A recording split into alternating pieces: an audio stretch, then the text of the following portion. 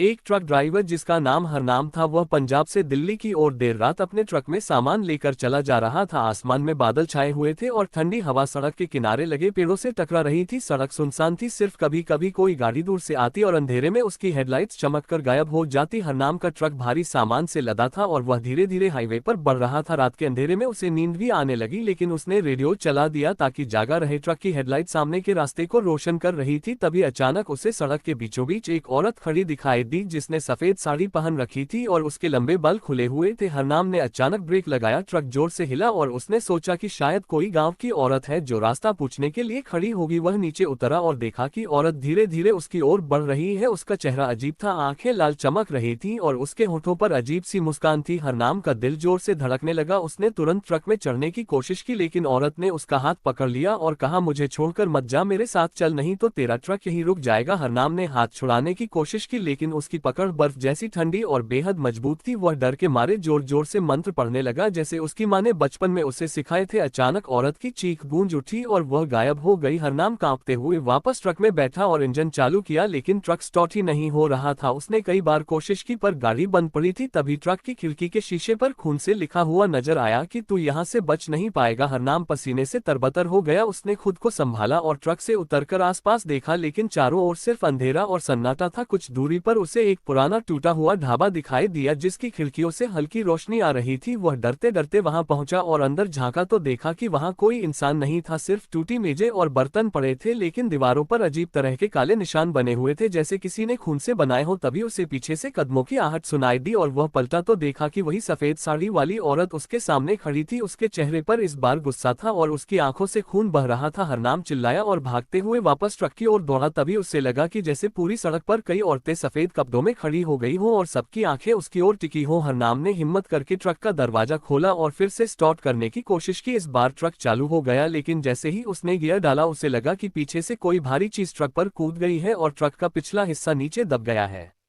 हरनाम ने डरते डरते शीशे में पीछे देखा तो उसे ऐसा लगा जैसे ट्रक की छत पर कोई बैठा हो और उसके लंबे बाल हवा में उड़ रहे हो, लेकिन चेहरा दिखाई नहीं दे रहा था। ट्रक जोर जोर से हिलने लगा, जैसे कोई भारी ताकत उसे पीछे खींच रही हो। हरनाम ने एक्सीलरेटर पर जोर डाला और ट्रक को तेज भगाने लगा, लेकिन सड़क के दोनों ओर अचानक धुंध छा गई और हेडलाइट्स के आगे कुछ भी साफ नहीं दिख रहा था, जैसे वह किसी अंधेरी सुरंग में फंस गया हो। तभी ट्रक के अंदर से अजीब सी आवाजें आने लगी, जैसे कोई महिला रो रही हो और फिर कोई बच्चा हंस रहा हो। हरनाम का पसीना छूट गया। उसने रेडियो बंद कर दिया, लेकिन आवाजें और तेज होती गईं। वह सोचने लगा कि शायद यह उसकी थकान का असर है, लेकिन जब उसने साइड वाले शीशे में देखा तो वही सफेद साड़ी वाली औरत ट्रक के दरवाजे से चिपकी हुई थी और उसकी लाल आंखें भीतर झांक रही थीं। हरनाम चीख पड़ा और उसने स्टीयरिंग घुमा दिया। ट्रक सड़क से उतरकर एक कच्चे रास्ते पर चला गया, जहां चारों तरफ सिर्फ जंगल था। पेड़ों की डालियां ट्रक से टकरा रही थीं और अंधेरा और गहरा हो गया था। तभी अचानक ट्रक अपने आप रुक गया। हरनाम ने लाख कोशिश की, लेकिन गाड़ी नहीं चली। उसने दरवाजा खोला और बाहर झांका तो चारों तरफ सिर्फ घना जंगल और डरावनी चुप्पी थी। तभी पेड़ों के बीच से दर्जनों औरतों के कदमों की आहट सुनाई दी और वह देखता है कि सफेद साड़ी में लिपटी कई औरतें धीरे धीरे उसकी ओर बढ़ रही हैं। सबकी आंखें लाल और चेहरे खून से सने हुए थे। वे सब एक साथ बोलने लगी, तूने हमारी मौत की सच्चाई क्यों छुपाई, हमें न्याय क्यों नहीं मिला, अब तुझे ही इसका हिसाब देना होगा। हरनाम हैरान रह गया। उसने घबराकर पूछा, मैं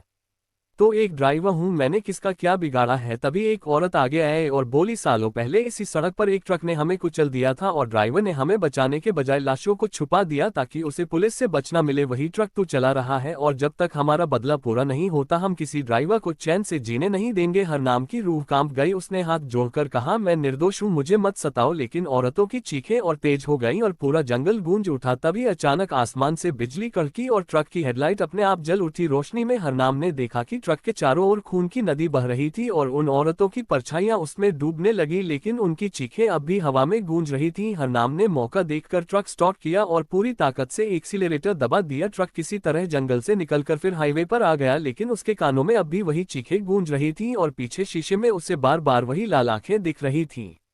हरनाम का ट्रक जैसे ही हाईवे पर आया उसे कुछ राहत मिली, लेकिन वह राहत ज्यादा देर तक टिक न सकी, क्योंकि उसने शीशे में देखा कि सड़क के किनारे खड़े पेड़ों की परछाइयों में वही औरतें दिखाई दे रही थीं जो जंगल में उसका पीछा कर रही थीं। और जैसे जैसे ट्रक आगे बढ़ता वैसे वैसे वे औरतें भी उसी रफ्तार से साथ साथ चलती जा रही थीं। हरनाम ने घबराकर आंखें बंद की और मंत्र पढ़ने लगा, लेकिन अचानक ट्रक के अंदर अजीब सी बदबू फैल गई, जैसे किसी सड़ते हुए शव से आती है। हरनाम का गला सूख गया। उसने पानी की बोतल उठाई और पीने की कोशिश की, लेकिन बोतल से खून खून की बूंदें गिरने लगी। ये देखकर वह जोर से चिल्लाया, तभी ट्रक का हॉर्न अपने आप बजने लगा और उसकी आवाज इतनी तेज थी कि उसके कान फटने लगे। हरनाम ने हॉर्न बंद करने की कोशिश की, लेकिन बटन अपने आप दबा हुआ था और आवाज बढ़ती ही जा रही थी। तभी उसने देखा कि उसके बगल वाली सीट पर कोई बैठा हुआ है। जब उसने ध्यान से देखा तो वही औरत वहां बैठी थी जो पहली बार सड़क पर मिली थी। उसके चेहरे पर मुस्कान थी, लेकिन आंखों से खून बह रहा था और वह लगातार कह रही थी, हमें न्याय दिला दो वरना तुझे कभी शांति नहीं मिलेगी। हरनाम ने डरते डरते कहा, मैं तो बस ड्राइवर हूँ, मैं क्या कर सकता हूँ। तो वह औरत बोली, सच बाहर लाना होगा वरना तेरी आत्मा भी इसी सड़क पर भटकती रहेगी। तभी ट्रक अपने आप रुक गया और सामने पुलिस की चौकी दिखाई दी। हरनाम ने सोचा कि अब शायद वह बच जाएगा। वह चौकी में गया और कांपते हुए सिपाहियों को सारी बात बताने लगा, लेकिन जैसे ही उसने पीछे मुड़कर देखा तो ट्रक वहां से गायब हो चुका था। सिपाही उसकी बात सुनकर हंसने लगे और बोले, लगता है तू शराब पीकर पागल हो गया है। यहाँ तो कई बार लोग ऐसी बातें लेकर आते हैं, कभी औरत दिखती है, कभी बच्चा दिखता है और फिर सब गायब हो जाते हैं। हरनाम ने जोर देकर कहा कि यह सच है, मैंने खुद अपनी आंखों से देखा। तभी एक बूढ़ा सिपाही आया और बोला, ये सड़क श्रापित है, सालों पहले यहाँ एक ट्रक पलटा था और उसमें कई मजदूर और औरतें कुचल गई थी। उनकी आत्माएं अब भी भटक रही हैं और जो भी ड्राइवर इस रास्ते से गुजरता है उसे वे अपने साथ ले जाने की कोशिश करती है। हरनाम ये सुनकर पसीने में भीग गया। उसने कहा, अब मैं इस सड़क से कभी नहीं गुजरूंगा। लेकिन तभी चौकी के बाहर जोर की चीख सुनाई दी। सब सिपाही बाहर भागे तो देखा कि वही उसका ट्रक सड़क पर खड़ा था और उसकी हेडलाइट अपने आप जल रही थी और हॉर्न लगातार बज रहा था जैसे कोई उसे बुला रहा हो। हरनाम के कदम वहीं जम गए और वह समझ गया कि चाहे वह कहीं भी चला जाए, वह ट्रक और उन औरतों की आत्माएं उसका पीछा कभी नहीं छोड़ेंगी।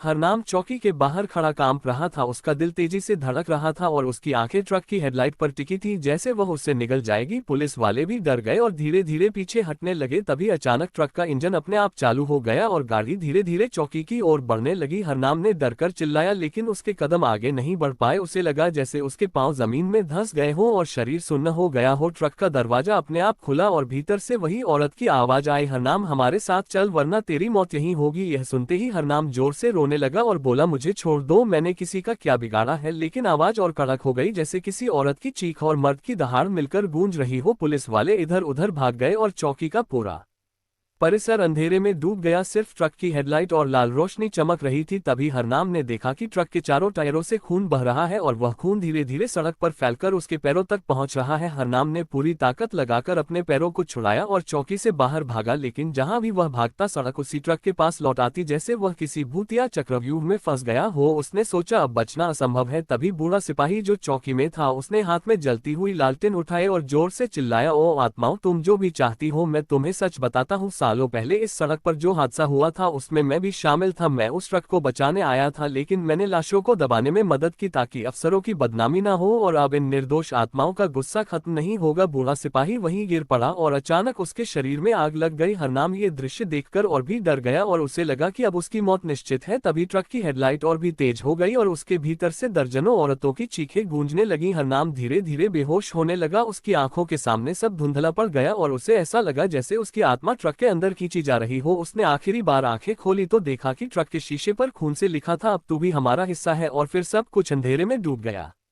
हरनाम की आंखें धीरे धीरे खुली तो उसने खुद को उसी ट्रक के अंदर पाया, लेकिन इस बार हालात अलग थे। सीटें फटी हुई थी, स्टीयरिंग पर खून के धब्बे थे और शीशों पर धुंधली आकृतियां घूम रही थीं, मानो कोई कैद में छटपटा रहा हो। उसने नीचे झांककर देखा तो फर्श पर कई औरतों और बच्चों की परछाइयां पड़ी थीं जो उसे घूर रही थीं। हरनाम जोर से चीख पड़ा और दरवाजा खोलने की कोशिश की, लेकिन दरवाजा जैसे सील हो गया था। तभी ट्रक अपने आप चलने लगा और सड़क पर दौड़ पड़ा। ट्रक की गति इतनी तेज थी कि हरनाम को लग रहा था उसका शरीर हड्डियों से अलग हो जाएगा। रास्ता सुनसान था, लेकिन उसे खिड़कियों से कई आकृतियां दौड़ती हुई दिख रही थीं, मानो पूरा काफिला उसके साथ भाग रहा हो। अचानक रेडियो अपने आप चालू हो गया और उसमें से एक बूढ़े आदमी की आवाज आई जो बार बार कह रहा था, हमें न्याय चाहिए, हमें न्याय चाहिए। हरनाम ने अपने कान बंद कर लिए, लेकिन आवाज और तेज हो गई। फिर उसी रेडियो से औरतों की कराहने की आवाजें और बच्चों के रोने की चीखें आने लगी। ट्रक अब एक पुराने पुल की ओर बढ़ रहा था। पुल टूटा फूटा था और उसके नीचे गहरी खाई थी। हरनाम ने स्टीयरिंग संभालने की कोशिश की, लेकिन स्टीयरिंग खुद ही घूम रहा था जैसे कोई और ताकत उसे चला रही हो। पुल के बीच में ट्रक अचानक रुक गया और खिड़कियों पर खून से लिखा नजर आया कि यही वह जगह है जहां हमारी आत्माएं कैद हुई। हरनाम कांपने लगा। उसने हाथ जोड़कर कहा, मैं निर्दोष हूं, मुझे छोड़ दो। तभी ट्रक का दरवाजा अपने आप खुला और बाहर अंधेरे से दर्जनों परछाइयां निकली। सब औरतें थीं जो धीरे धीरे ट्रक के चारों ओर घूमने लगी। उनका चेहरा खून से लथपथ था और वे सब एक साथ चीखने लगी, हमें न्याय दो, हमें शांति दो। पुल पर गूंज इतनी भयानक थी कि हरनाम के कान से खून निकलने लगा। अचानक उन औरतों ने हाथ उठाए और हरनाम को ट्रक से बाहर खींचने घूमने लगी, उसका शरीर हवा में लटक गया और उसे ऐसा महसूस हुआ जैसे उसकी आत्मा धीरे धीरे शरीर से निकल रही हो। तभी नीचे खाई से अजीब सी रोशनी निकली और उसमें से हाथ बाहर आए जो उसे नीचे खींचने लगे। हरनाम ने पूरी ताकत से चीख लगाई लेकिन आवाज गले में ही अटक गई। उसकी आंखें उलट गईं और उसने देखा कि पुल के नीचे हजारों आत्माएं कैद थीं जो उसे अपनी ओर बुला रही थीं।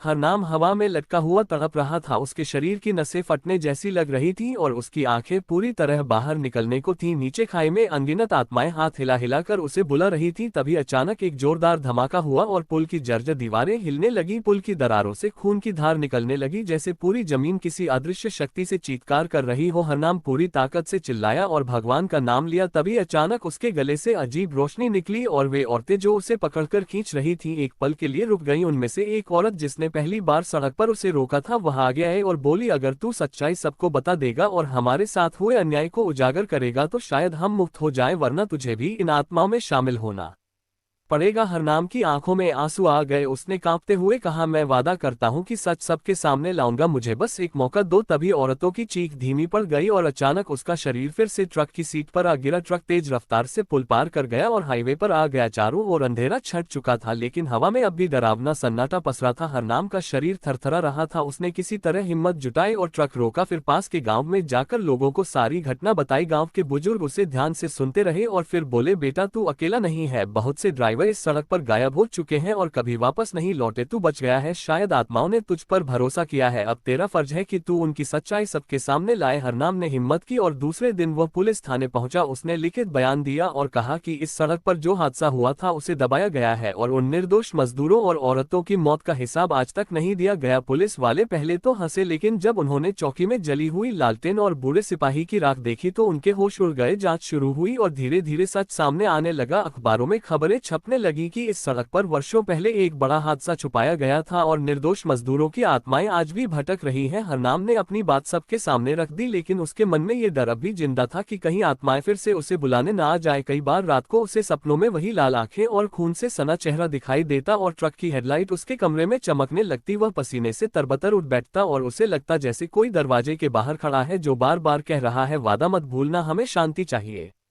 हरनाम हर रात डर के साए में जीने लगा। दिन में वह सामान्य दिखता लेकिन जैसे ही रात होती उसकी आंखों के सामने वही पुल, वही जंगल और वही खून से लथपथ औरतें घूमने लगती। कई बार उसे लगता कि ट्रक की चाबियां अपने आप उसकी जेब में आ जाती हैं जबकि उसने महीनों पहले वह ट्रक छोड़ दिया था। लोग कहते थे कि हादसे वाली सड़क अब बंद हो गई है लेकिन हरनाम को सपनों में बार बार वही सड़क दिखती, मानो आत्माएं उससे बुला रही हो। एक रात जब वह अपने घर में अकेला बैठा था अचानक खिड़की पर दस्तक हुई। उसने हिम्मत करके बाहर झांका तो देखा कि वही सफेद साड़ी वाली औरत खड़ी है। उसके हाथ में एक छोटे बच्चे की लाश थी और वह चीख रही थी, हमें शांति दो। हरनाम घबराकर कमरे के कोने में जा बैठा। तभी दरवाजा अपने आप खुला और तेज हवा के साथ कमरे की सारी चीजें बिखर गईं। दीवार पर खून से लिखा हुआ उभर आया, वादा मत भूलना। हरनाम की हालत खराब हो गई। उसने अगले दिन मंदिर जाकर पुजारी को सब बताया। पुजारी ने कहा, बेटा ये आत्माएं अधूरी हैं, इनका श्राद्ध और पूजा करानी होगी तभी इन्हें शांति मिलेगी, वरना ये तुझे चैन से नहीं जीने देंगी। हरनाम ने तुरंत गाँव के लोगों की मदद ली और हादसे वाली जगह पर जाकर हवन और पूजा करवाई। रात भर मंत्रोच्चारण हुआ, आग की लपटें उठती रहीं और आत्माओं की चीखें हवा में गूंजती रहीं। कई लोगों ने देखा कि धुंध में औरतों की परछाइयां उठ रही हैं और धीरे धीरे आसमान की ओर विलीन हो रही हैं। सुबह होते ही वातावरण बिल्कुल शांत हो गया और दशकों पुराना डर मानो मिट गया। हरनाम ने राहत की सांस ली लेकिन उसके मन में अब भी एक सवाल बाकी था। जब वह ट्रक के पास गया तो उसने देखा कि शीशे पर आखिरी बार खून से लिखा था, तुझे धन्यवाद, लेकिन याद रखना अगर कभी सच्चाई को कोई फिर दबाएगा तो हम फिर लौट आएंगे। हरनाम उस दिन से सामान्य जिंदगी जीने लगा लेकिन वह कभी भी रात में सुनसान सड़क पर अकेला ट्रक नहीं चलाता क्योंकि उसे अब भी लगता है कि कहीं हेडलाइट की रोशनी में वही सफेद साड़ी वाली औरत फिर से रास्ता रोककर खड़ी न मिल जाए।